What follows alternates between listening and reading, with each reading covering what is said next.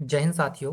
कैसे हैं आप सभी। स्टडी विद शैलेंद्र में आपका स्वागत है और हम एमपी पटवारी के लिए इतिहास की क्लासेस जो वो डिस्कस कर रहे हैं। ये हमारी क्लास नंबर 29 रहेगी। इस वीडियो के अंदर हम डिस्कस करने वाले हैं अकबर को। राइट, किसको डिस्कस करेंगे? हम अकबर को डिस्कस करेंगे। इससे पहले हम शेरशाह सूरी को डिस्कस किया हुआ था और उसके बाद हम जो है वो मुगल शासकों को कंटिन्यू कर रहे हैं। राइट, सो इस वीडियो के अंदर हम अकबर को जानेंगे। तो आप अपनी नोटबुक के अंदर लिखेंगे, आप जहाँ भी आप नोट बना रहे हैं अपना, वहाँ अकबर लिखेंगे। क्या लिखेंगे? अकबर। राइट, और इसके बारे में लिखना स्टार्ट करेंगे। इसके अगर हम टाइम पीरियड की बात करें तो इनका जो टाइम पीरियड है वो 1556 से 1605 तक का इनका जो भी टाइम ड्यूरेशन रहेगा। 1556 से 1605 तक जो है भी ये शासन करते हैं। राइट, अगर हम अकबर के जन्म की बात करें तो अकबर का जो जन्म है मेरे साथियों वो होता है 15 अक्टूबर 1542 को इनका जो जन्म होता है। और हाँ, इनके जन्म स्थान के बारे में तो हम ऑलरेडी बात कर ही चुके हैं, तो ये आपको मालूम होगा। अगर आपने हुमायूं वाला वीडियो देखा हुआ है तो जन्म स्थान आपको मालूम होगा। इनका जन्म स्थान क्या है? अमरकोट इनका जन्म स्थान है। क्या है? अमरकोट, जो कि लाहौर वाले इलाके में आता है। तो अमरकोट में एक व्यक्ति हैं, एक राजा होते हैं जिनका नाम होता है राजा बीरसाल। उनके महल में इनका जन्म होता है। तो जन्म स्थान लिखेंगे अमरकोट, राजा बीरसाल के महल में। राजा बीरसाल कि महल में जो है अकबर का जो है वो जन्म होता है। ठीक है साथियों, क्लियर। इसके अलावा इनकी उपाधि बात करें तो इनकी उपाधि काफ़ी सारी हैं, जैसे शहंशाह हिंद भी इनकी उपाधि है। इसके अलावा इनकी गाजी नाम से ये भी उपाधि धारण करते हैं। इनके जो दादा होते हैं जिनका नाम हुमायूं सॉरी बाबर होता है, बाबर भी गाजी की उपाधि धारण करता है। ठीक है। अगर इनके संरक्षक की बात करें मेरे साथियों, किसकी बात करें हम? अगर संरक्षक की बात करें तो इनके संरक्षक होते हैं बैरम खान। ठीक है, संरक्षण कौन है? संरक्षक कौन है इनका? बैरम खान इनके संरक्षक होते हैं। और 1556 से लेकर 1560 तक इनके ये संरक्षक बन के रहते हैं। और बैरम खान को जो है वो उपाधि दी गई थी। इनको क्या दी गई थी? एक उपाधि दी गई थी अकबर के द्वारा। राइट, किसके द्वारा? अकबर के द्वारा इनको उपाधि दी गई। तो याद रखेंगे बैरम खान की जो उपाधि है वो क्या है? खान ए खाना। राइट, खान ए खाना। ठीक है, तो ये उपाधि जो है वो इनके बाद इनके पुत्र जो होते हैं जिनका नाम होता है रहीम, उनको भी ये उपाधि दी जाती है। तो उनको भी रहीम खाने खाना के नाम से जाना गया था। ठीक है साथियों, क्लियर, इतना आपको समझ में आ गया। चलिए आगे की अगर हम बात करें मेरे साथियों, तो आप देखेंगे कि जब हुमायूं की डेथ हो जाती है, क्या होती है? हुमायूं की डेथ हो जाती है तो उसके बाद दिल्ली की गद्दी पर जो है एक नए राजा का कब्जा हो जाता है। इनका नाम होता है हेमू। ठीक है, जिसे हम हेमचंद्र के नाम से भी जानते हैं। ठीक है। अ, अब हेमचंद्र जब दिल्ली का राजा बन जाता है तो इनका बाबर अकबर के साथ सॉरी युद्ध होता है। अकबर के साथ कब? 1556 में एक युद्ध होता है। 1556 में कौन सा होता है? पानीपत का प्रथम युद्ध जो वो होता है। ठीक है, सॉरी पानीपत का द्वितीय युद्ध होता है। कौन सा होता है? पानीपत का द्वितीय युद्ध।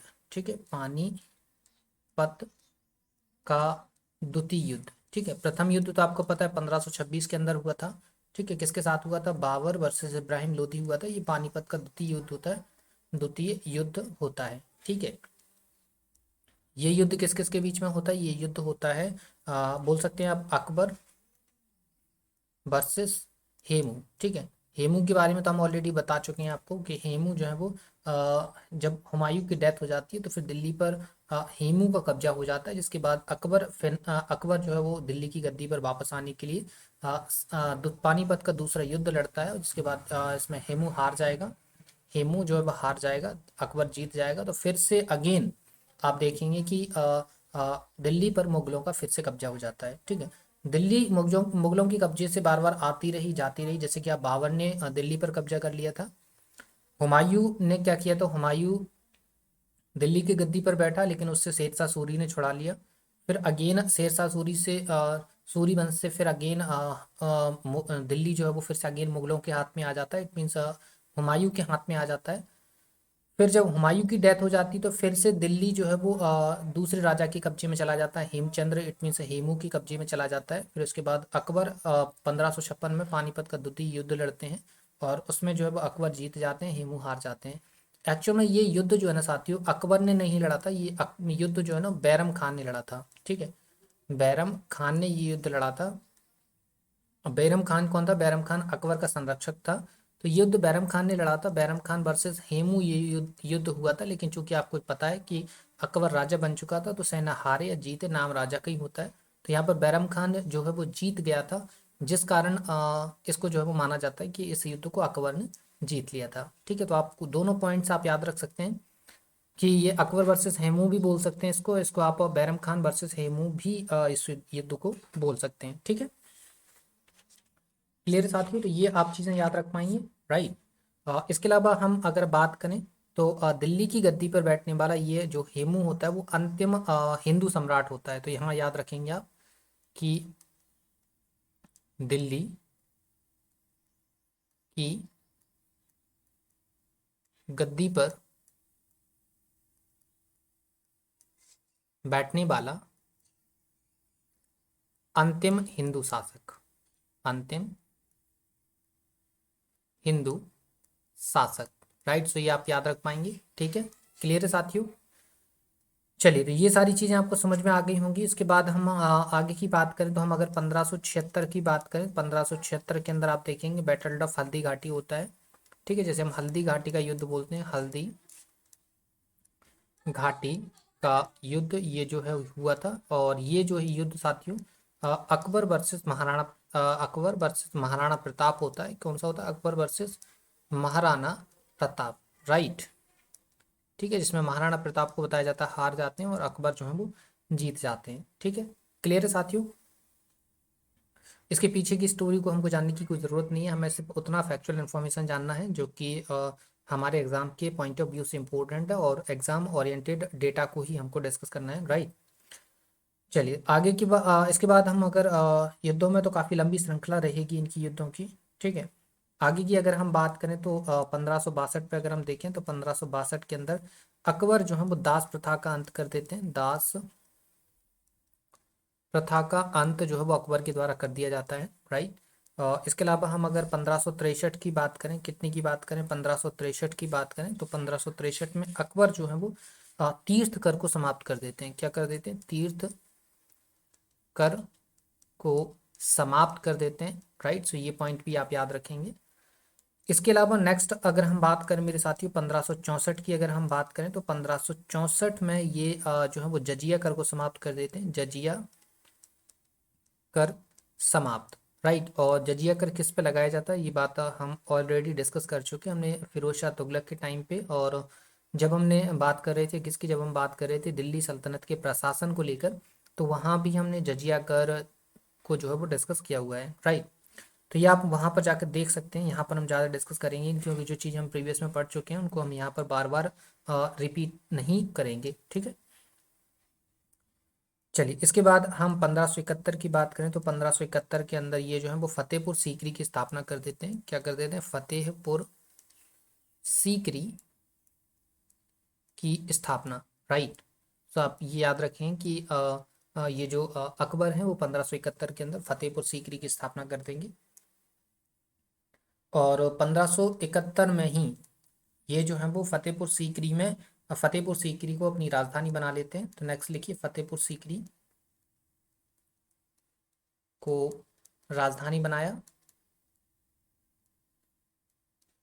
राइट। सो ये पॉइंट आप याद रखेंगे। ठीक है, तो ये दो पॉइंट आपको 1571 के 1571 से रिलेट करके याद रखना है कि 1571 में अकबर फतेहपुर सीकरी की स्थापना करते हैं और अकबर फतेहपुर सीकरी को ही अपनी राजधानी बना लेते हैं। ठीक है, हम आगे की बात करें तो 1575 पे आ जाते हैं। 1575 में अकबर जो है वो इबादत खाने की स्थापना करवाते हैं। इबादत खाने की स्थापना जो है वो अकबर करवाते हैं, राइट। इसके अलावा हम बात करें तो 1579 की, 1579 की बात करें तो 1579 में ये जो है वो मजहरनामा जारी करते हैं। ठीक है, मजहरनामा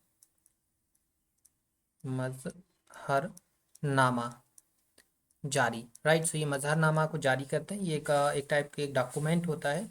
ठीक है, मजहरनामा, राइट। सो मजहरनामा 1579 में ये इशू कर देते हैं। इसके अलावा हम बात करें तो 1580 की अगर हम बात करते हैं मेरे साथियों, तो 1580 में ये जो है वो दहसाला प्रणाली को जारी करते हैं। किसको? दहशाला प्रणाली को लागू कर देते हैं, राइट। और इसके अलावा अगर हम 1582 की बात करें मेरे साथियों, तो 1582 के अंदर ये एक धर्म को इंट्रोड्यूस करते हैं। उस धर्म का नाम होता है दीन ए इलाही, राइट। सो लिखिए दीन ए इलाही की घोषणा, राइट। और यहाँ पर एक पॉइंट आप याद रखेंगे, नोट नोट में, कि दीन ए इलाही को अपनाने वाला पहला हिंदू बीरबल था, राइट। कौन था? बीरबल था, ठीक है। तो बीरबल ने जो है वो दीन ए इलाही धर्म को अपना लिया था, ठीक है। इसके अलावा 1583 में ये दीन ए इलाही की तर्ज पर एक संबत भी जारी कर देते हैं, जिसे हम इलाही संबत के नाम से जानते हैं, इलाही संबत जारी, राइट। सो ये इलाही संबत को जो है वो 1583 के अंदर इंट्रोड्यूस कर देते हैं, ठीक है। क्लियर है साथियों? चलिए आगे अगर हम बात करें इनकी अगर आत्मकथा की बात करें कि अकबर की आत्मकथा कौन सी है, तो अकबर की आत्मकथा की बात करें तो अकबर की आत्मकथा जो है वो अकबरनामा, अकबरनामा, या फिर आप बोल सकते हैं आइन ए अकबरी, आइन ए अकबरी जो है वो इनकी एक बुक है, राइट। क्या है? आईने अकबरी इनकी ये जो बुक है ना, अकबरनामा या आईने अकबरी आप बोलेंगे। इसके अगर हम रचनाकार की बात करें, हम अगर इसके राइटर की बात करें, तो इनके जो राइटर हैं मेरे साथियों वो हैं अबुल फजल। कौन है? अबुल फजल, ठीक है। तो अबुल फजल साहब ने जो है वो अकबर नामा, या हम बोल सकते हैं आइन ए अकबरी की रचना करी, राइट। चलिए आगे की अगर हम बात करें मेरे साथियों, तो हम थोड़ा सा इनके कवि की बात कर लेते हैं, तानसेन जी की बात कर लेते हैं। तो तानसेन जी के बारे में तो बात करेंगे, लेकिन सबसे पहले क्या करते हैं, तानसेन जी आपको पता है कि इनकी नवरत्नों में शामिल थे।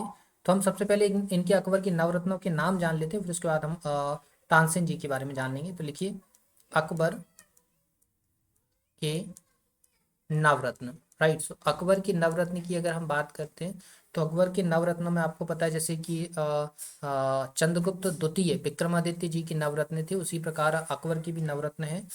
तो इनकी नवरत्नों की बात करें तो सबसे पहले है मुल्ला दो प्याजा। क्या है? मुल्ला दो प्याजा, राइट। सो ये इनके एक नवरत्न है। दूसरे की हम बात करें तो राजा मानसिंह, राजा मानसिंह इनकी नवरत्नों में शामिल हैं। थर्ड हम बात करें तो हकीम हुकाम, राइट। क्या नाम है? हकीम हुकाम, ये जो है साथियों इनकी नवरत्नों में शामिल है। फोर्थ अगर हम बात करें तो राजा टोडरमल, राजा टोडरमल जो है वो कौन है? इनके नवरत्नों में शामिल है। फिर इसके बाद अब्दुल रहीम खानी खाना, अब्दुल रहीम खानी खाना जिसके बारे में हमने अभी जिक्र किया, अब्दुल रहीम खान ए खाना, राइट। इनको जो है वो पैतृक उपाधि मिली हुई थी बैरम खान की, राइट। अब्दुल रहीम खानी खाना। इसके बाद अगर हम बात करें तो फैजी का नाम आ जाता है। किसका नाम आ जाता है? फैजी का नाम आ जाता है। फिर इसके बाद अबुल फजल जो है वो इनकी नवरत्नों में शामिल थे, अबुल फजल, राइट। इसके बाद हम बात करें तो बीरबल, बीरबल इनकी नवरत्नों में शामिल थे। और नाइन हम बात करें तो तानसेन जी जो है वो इनके नवरत्नों में शामिल हो जाते हैं, ठीक है। क्लियर? तो ये इतनी इनकी नवरत्न थी, जिसमें से हम सबसे पहले किसके बारे में बात कर लेते हैं, हम बात कर लेते हैं किसके बारे में, हम बात कर लेते हैं तानसेन जी के बारे में, ठीक है। तानसेन जी के बारे में बात कर लेते हैं, क्योंकि ये इनके दरबारी कवि होते हैं। हालांकि इनके दरबारी कवि की हम बात करें, दरबारी कवि की बात करें तो दरबारी कवि में नाम आता है फैजी का, ठीक है। और तानसेन जी का नाम आ जाता है दरबारी संगीतकार, संगीतकार। तो इसमें नाम आ जाता है तानसेन जी का, ठीक है। वैसे आप अगर दरबारी कवि के तौर पे भी अगर इनको देख लेते हैं तो कोई गलत नहीं देखते, वैसे दरबारी संगीतकार में इनका नाम आ जाता है। इसके अलावा अगर हम दरबारी चित्रकार की बात करें, दरबारी चित्रकार की बात करें कि अकबर के दरबारी चित्रकार कौन थे, तो अकबर के दरबारी चित्रकार में यशवंत और बशावन, इन दो लोगों के नाम शामिल हो जाते हैं। ये प्रश्न कई बार एग्जाम्स के अंदर पूछा गया है, स्पेशली एमपी पुलिस और एमपी पटवारी के अंदर। तो इसको कई बार पूछा जा चुका है, तो आप याद रख पाएंगे कि दरबारी चित्रकार कौन है इनके, यशवंत और बसावन। राइट, क्लियर है साथियों, ये आपको समझ में आ गया है। चलिए, तो अब हम क्या करते हैं, थोड़ा सा तानसेन जी के बारे में जान लेते हैं, फिर उसके बाद हम आगे कंटिन्यू करते हैं। तो आप लिख सकते हैं तानसेन। राइट, क्या लिखेंगे, तानसेन जी के बारे में हम थोड़ा सा जानेंगे। राइट, सो आप लिख लीजिए थोड़ा, तानसेन तानसेन तानसेन जी के बारे में लिखें अगर हम, तो ये तो आपको बता ही चुके हैं कि दरबारी कवि बोल सकते हैं आप इन्हें, दरबारी कवि बोल सकते हैं आप इन्हें, दरबारी संगीतकार बोल सकते हैं इनको, दरबारी संगीतकार इनको जो है वो आप बोल सकते हैं। ठीक है, क्योंकि ये संगीतकार थे। इसके अलावा नेक्स्ट अगर हम बात करें तो इन्होंने जो है वो ध्रुपद गायन शैली को विकसित किया हुआ है। किसको विकसित किया था, ध्रुपद गायन शैली को विकसित किया था। इट मीन्स इन्होंने जो है वो ध्रुपद गायन शैली को इंट्रोड्यूस किया हुआ था। राइट, तो ये आप याद रख पाएंगे। नेक्स्ट आप याद रखें कि इनकी उपाधियों की अगर हम बात करें तो अकबर ने इनको कई सारी उपाधियां दे रखी थी, जिसमें इनका नाम कंठाभरण, कंठाभरण, वाणी विलास, वाणी विलास जैसी उपाधियां इनको जो है वो दे रखी थी, किसके द्वारा, अकबर के द्वारा। राइट, नेक्स्ट अगर हम इनकी कृतियों की बात करें, किसकी बात करें, कृतियों की बात करें, रचनाओं की बात करें, तो इनके अंदर इसमें जैसे कि आप देखें कि मियाँ की मल्हार, मियाँ की मल्हार। राइट, आगे अगर हम देखें तो मियाँ की टोड़ी, मियाँ की टोड़ी। इसके अलावा हम देखें तो मियाँ सारंग, मियाँ सारंग। इसके अलावा अगर हम बात करें तो दरबारी कान्हड़ा, दरबारी कान्हड़ा जैसी कृतियों की रचना जो है वो तानसेन जी कर देते हैं। राइट, क्लियर है। चलिए, आगे की अगर हम बात करें तो अकबर के टाइम पे ट्रांसलेशन भी, अलग अलग बुक्स का ट्रांसलेशन भी काफ़ी मात्रा में हुआ था, जिसमें हम अगर ट्रांसलेशन में देखें, ट्रांसलेशन में अगर हम देखें तो ट्रांसलेशन के अंदर आप देखें तो इसके टाइम, इस टाइम पे जो है वो महाभारत को जो है वो ट्रांसलेट किया गया था, रामायण को यहाँ पे ट्रांसलेट किया गया था। क्या आप देखेंगे किस किस को, रामायण को इस टाइम पे जो है ट्रांसलेट किया गया था। इसके अलावा इस टाइम पे महाभारत को भी जो है वो ट्रांसलेट किया गया था। राइट, अगर हम रामायण की बात करें मेरे साथियों, तो रामायण को इस टाइम पे जो है वो अब्दुल रहीम खानी खाना जैसे व्यक्तित्व वाले जो व्यक्ति हैं जो उसको ट्रांसलेट करते हैं। इसके अलावा महाभारत को इस टाइम पे रज्मनामा कहा गया है, रज्मनामा यहाँ पर जो है वो कहा गया है। ठीक है, क्लियर। रज्मनामा ये जो है वो फारसी ट्रांसलेशन है, कैसा है, फारसी ट्रांसलेशन। राइट, सो ये आप याद रखेंगे, कई बार ये प्रश्न आया है कि महाभारत का फारसी ट्रांसलेशन किस नाम से जाना जाता है, तो इसको जो है वो रज्मनामा के नाम से जाना जाता है। और यहाँ पर जो रज्मनामा है ना, ये रज्मनामा का मतलब होता है, किसका, रज्मनामा का मतलब होता है युद्धों की पुस्तक। राइट, क्या मतलब होता है इसका, युद्धों की पुस्तक। ठीक है, तो युद्धों की पुस्तक के नाम से इसको जो है वो ट्रांसलेट किया गया, तो ये आप याद रख पाएंगे। क्लियर है। चलिए, तो हम आप थोड़ा सा लास्ट में आ जाते हैं और हम अकबर की डेथ के बारे में बात कर लेते हैं। अकबर की डेथ कब हुई थी, तो हम अगर मृत्यु की बात करें अकबर की, तो अकबर की जो मृत्यु है मेरे साथियों वो होती है 21 अक्टूबर 1605 को इनकी मृत्यु हो जाती है। और मकबरे की बात करें कि अकबर का मकबरा कहाँ पर है, तो अकबर का मकबरा जो है वो सिकंदरा में है। राइट, कहाँ पर है, सिकंदरा में है, जो कि कहाँ पर पड़ता है, ये आगरा के पास में पड़ता है। कहाँ पर पड़ता है, आगरा के पास में पड़ता है। इट मीन्स आप बोल सकते हैं आगरा के अंदर ही आपको सिकंदरा देखने के लिए मिल जाएगा। ठीक है, तो ये अकबर के बारे में थोड़ी सी जानकारी थी। उम्मीद है आपको पसंद आई होगी, अच्छी लगी होगी, और आप नोट प्रॉपर तरीके से मेंटेन कर रहे होंगे। इसी प्रकार से आप नोट बनाते रहिए, यकीन मानिए आपका एक बेहतरीन नोट बन के तैयार होगा और आप यकीनन पटवारी बन जाएंगे। ठीक है, क्लियर है साथियों। बहुत ही जल्द जैसी हमारी हिस्ट्री कंप्लीट होती है वैसे ही हम आपके लिए कॉन्स्टिट्यूशन, इट मीन संविधान, और ज्योग्राफी लेकर आएंगे, इकोनॉमिक्स लेकर आएंगे, और एमपीजी के लेकर आएंगे। सब कुछ सिस्टमेटिक वे में चलेगा, क्योंकि हमारे पास कोई कंटेंट राइटर नहीं है, कुछ नहीं, सारी चीज़ें हमको कलेक्ट करनी पड़ती है। इस वजह से हम एक एक एट ए टाइम में एक ही सब्जेक्ट आपको पढ़ा सकते हैं, तो थोड़ा पेशेंस बना के रखिए, सपोर्ट करते रहिए। क्लियर? अगर कोई भी चीज़ आपको समझ में नहीं आ रही है तो कमेंट सेक्शन में उस बात को पिन करिए। क्लियर है? तो फिर मिलते हैं आपसे नेक्स्ट वीडियो में, तब तक के लिए धन्यवाद। हाँ, एक आपसे रिक्वेस्ट रहेगी, रिक्वेस्ट ये रहेगी, अगर वीडियो पसंद आता है, इन्फॉर्मेशन अच्छी लगती है तो वीडियो को लाइक शेयर जरूर कर दीजिएगा, चैनल को सब्सक्राइब कर लेना। इसके अलावा आपको अगर सेशंस की पीडीएफ चाहिए तो आपको टेलीग्राम चैनल ज्वाइन करना पड़ेगा। टेलीग्राम चैनल की जो लिंक है वो वीडियो के डिस्क्रिप्शन में आपको मिल जाएगी। ठीक है? तो वीडियो की डिस्क्रिप्शन में जाकर आप टेलीग्राम चैनल को ज्वाइन कर लीजिए। ठीक है? फिर मिलते हैं आपसे नेक्स्ट वीडियो में, तब तक के लिए धन्यवाद।